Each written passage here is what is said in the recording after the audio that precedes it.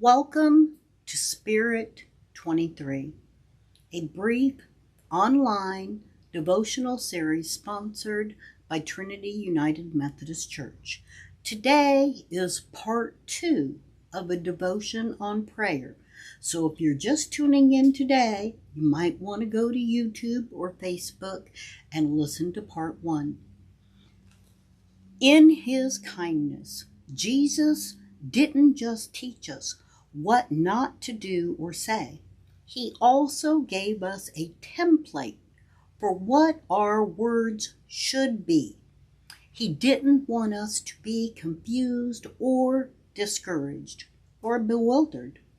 He wants us to enter into God's presence with confidence and the comfort that comes from knowing we are wanted.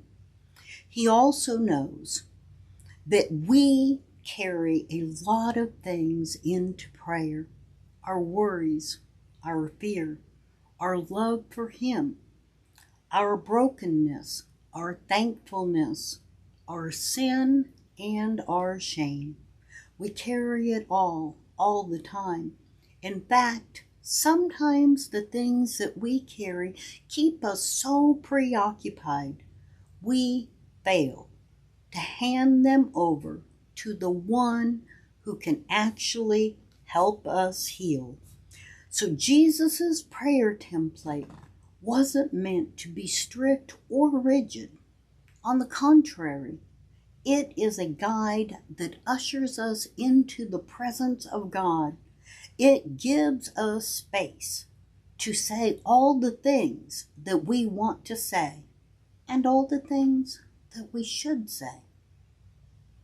Our Father in heaven, my Father, who is on his throne in heaven, ruling, seeing, all-knowing, all-loving, holding everything together with your words. Hallowed be thy name. You are holy. You are King of the universe and set apart in my heart as my Lord. Your kingdom come, your will be done. Bring about your good plan, God. Multiply your kingdom in the hearts of men and women and use me for your purposes. Your ways are higher and better than mine. Your ways are eternal in scope and intricate and beautiful beyond measure.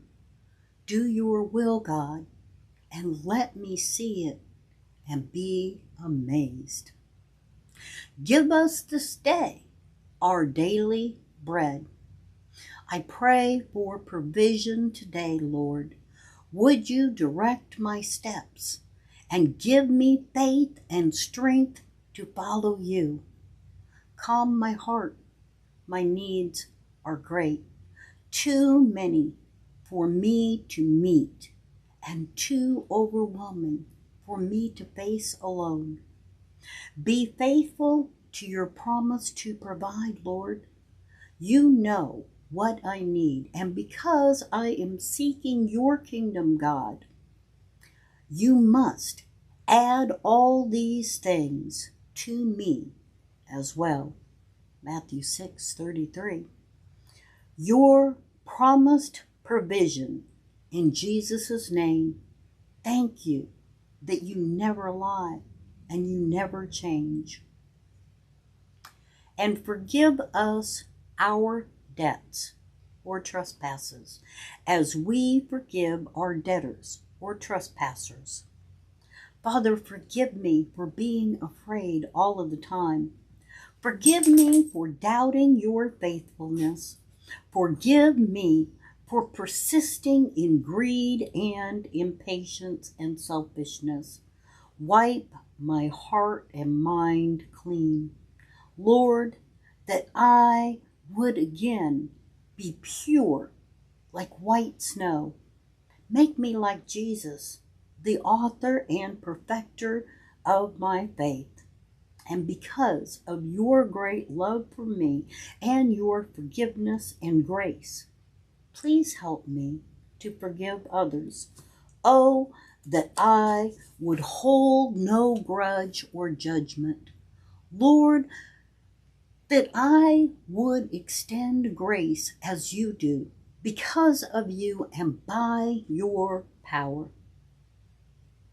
And lead me not into temptation, but deliver me from evil.